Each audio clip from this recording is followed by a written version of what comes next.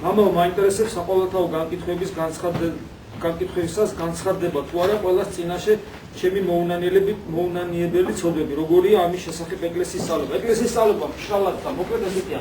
განცხადდება ყველა ის ცოდვა, რომელსაც ადამიანი არ შეინარჩუნებს. რატომ ადამიანი ეკითხავს?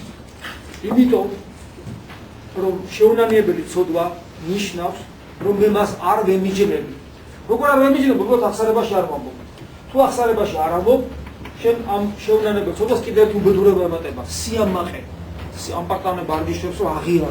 ეს მის ამ ურჩობა, უფალი გეუბნება რომ ვისაც ეკლესია მიუტევებს, მიეტოვება და შენ ცოცხალი თავით არ ამბობ. ანუ უამრავი ნიუანსი აქვს ისეთი.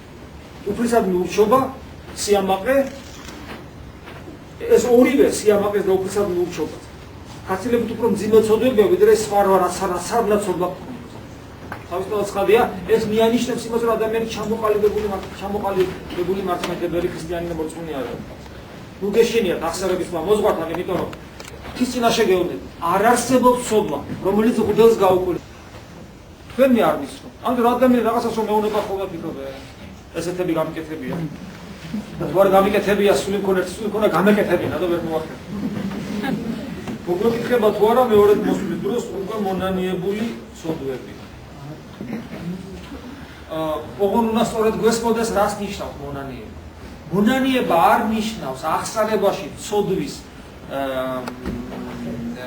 ცოდვის აღიარებას და დაფიქსირებას, რომ მე ეს გამიკეთებია. ამას არ. აი მაგალითად 88 წლის ქალი ამბობს ახსარებაში, მე ახალგაზრდობაში გაკეთებული მაქვს 7 აბორტი. ეს არ ნიშნავს მონანიებას. იმიტომ რომ ეხლა 88 არის და აბორტს ვეღარ გაიკეთებს. ანუ რომ გახადო უცებ 27 წლის, აბა მე თუ არ გაიკეთებ და იგივე პირობებში ჩაგეყენებინა, აი მაშინ ნიშნავს რომ ის ნანობს. ანუ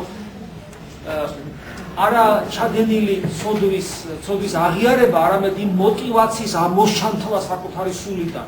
ეს არის მონანიება. გასაგებია, ხო? რა არის ჭეშმარიტი სინანული? ჩემ თავში დავინახე ბევრი ისეთი რამ, რასაც ადრე ვერ ხედავდი. მგონია რომ სულ ხარ და ვნანობ, მაგრამ გამოსწორება ძალიან მიჭირს. რაც სასწრაფოთელებაში მაგდებს. რა არის ეს? სრულ სინანული, აპარტანება თუ ეშმაკის ხრიკი. სინანული ეს არის შემოქმედებითი ნიჭი ადამიანისა, როცა ადამიანი თელ თავის ძალისხმევას მიმართავს იქითკენ, რომ ღმერთისაკენ იაროს. მისი მიზანი რომ ღმერთი იყოს. და აი ამ პროცესში ის ახდენს საკუთარი თავის გამოქანდაკებას, საკუთარი თავის სკულპტორია, შემოქმედი. ეს არის სინანული. ეს ადვილი არ არის, იმიტომ რომ ყველაფერი მინიმუმ შენ თავში არსებული მაიმუნი უნდა დაამარცხო. რომ კარგად მაიმუნების ვარ. ეს არის ჩვენში, პირუტყვი არის ჩვენში. უნდა დაამარცხო. შენ თავში არსებული დემონური საწყისი უნდა დაამარცხოთ, რომ ეს ამპარტავდება სიამაყე და შემდეგ. ეს და სინანული კიდე გავალდებულებს, რომ შენი თავი შენადვე გეკუთვნოდეს. შენადვე გეკუთვნოდეს. შენი კუჭი იყოს შენი კუჭი და შენ არ იყო კუჭის. ეს რაც ის ასე გესმით, ეს კუჭი შუაზე არა, რომ კუჭმა იარო შენ შუაზე. შენი გული არ იყოს, შენი გული იყოს შენი და არა ისე რომ მე გიყავს სოლშვილი, მაგრამ ისო შემიყვარდა გულმა შეიყვარა და წავედი ხა იქ. ესია გული, აბა როგორ? შენი გონება იყოს შენი და გონების ჭკუაზე არიან. რას ისოს გონების ჭკუაზე არ ვიარ? გონების ჭკუაზე არ გავდივარ? როგორ არ დადიხარ? და გებიხობ და ოცნებო. მოდის 1000 აზრები. ზოგი გაშფოთებს, ზოგი გახარებს. და ესე იგი, შენს პიროვნებას ესე დაიჭერს, გამოიმწყდებს. და ასაც უნდა იმაზისა, გიზავს. რეალობას წყვიტავს. არ მისცია მის საშუალება. გონება ინსტრუმენტია, რომელიც უნდა გამოიყენო და არა მან არ უნდა გამოგიყენოს. შენი ნებელობა უნდა იყოს შენი, ნებელობას ასევე ინსტრუმენტია. შეიძლება კი ნებელობის ჭკუაზე დადიხარ და ნებელობა თავის მხრივ კუჭისა და სხვა ორგანოების ჭკუაზე დაიწყებს სიარულს, შენ ნებელობის ჭკუა აღმოჩნდები და გეგმება თავისუფლება და გატკბება. შენი უნდა იყოს და დაემორჩილო ნებელობა. წესი, აი ეს არის სინანული და რაც შეეხება სასწრაფოთელებაში მაგდებს, ხო? როცა სასწრაფოთელებაში ჩავარდნა თუ გემართება, ეს არის სულ სინანული, ამ პარტავნებას და ეშმაკის ხრიკების ყველა კარგად შემოგიყვება. იმიტომ რომ ნამდვილი სინანული შენში ღვთის მადს იწვევს. ამ პარტავნებას სასწრაფოთელება რატო? რატო ვერ ვერები საკუთარ? ეს როგორ დამემართა? პირიქი, ხო დაეცემი ხო? და შენი ზნეობრივ ნორმებს რო გადაუხო და წამოკრავ ფეხს და წაიქცევი. შენ დაუთხრა ღმერთს, მადლობა ღმერთ, რომ დამანახე კიდევ ერთხელ რასაც წარმოვადგენ. შენ შემეწია და გამაძლიერე. ეს მოკლედ გითხარი. ამბობენ გაუწმენდავი გულით ღმერთს ვერ შეიყვარებ. არის თუ არა სხვა საშუალება. Putis gadbani ღმერთს როგორ შეიყვარებ? გული საშუალება არ არის. მაგრამ შეიძლება ეს კითხვა დასმულია იმიტომ რომ წვალო და ვერ გავიწმინდე გულიო და მინიმუმ რა უნდა გააკეთო? იბრძოლო და შენს გულში არსებულ ცუდს არ შეეგუო და შინაგანად გაემიჯნო. არის, მაგრამ არ მინდა. აი ეს მაინც უნდა იყოს.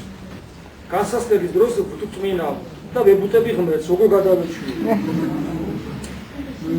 მიზეზი, ხო, არა, მიზეზი არის ის რომ შენი მიზანი არ არის ღმერთი. როგორც კი შენი მიზანი გახდება ღმერთს ცალსახა, შენ განსასწრების დროს ღმერთს აღარ გაებუტები. იმიტომ რომ ეს განსასწრები ღმერთთან კიდევ უფრო მიგაახლოვებს. ეს არ არის ცარილის სიტყვები. ეს არის ერთადერთი გამოსავალი. ხანდახან როდესაც განსასწრების დროს შიხურ სიტუაციაში აღმოჩნდება. ან თავინე მოიკლა, ან გაპირუწყდე, ან გაგიჟდე, ან ღმერთი დაგმო, ან კიდე მიზნად კვლავ რომ გაიხსენო რომ შენი მიზანი ღმერთია და წახვიდე ღმერთისაკენ. აღმოაჩენ რომ ეს შიხური სიტუაცია ღმერთმა დაგიდგინა წინ, იმიტომ რომ შენ კიდევ ერთი ნაბიჯი გადაგებდა მისკენ და წამოვა ახალი სიხარული და ბედნიერება. როდის შემოდის ღვთის ხმა ადამიანის გულში? როგორ გამოვიცნო ღვთის ხმა თუ სხვა რა? აუცილებლად აზრი რომელიც შემოდის შენში უნდა ეთანხმებოდეს ქრისტიანობას. ეს რას ნიშნავს? მინიმუმ უნდა იცოდე ქრისტიანობა. და გარდა ამისა უნდა გააკონტროლო ეს ყველაფერი და ამისათვის უნდა დაგეყოლოს მოძღვარი. თორე ეს მაგი აუ რა ამბავია.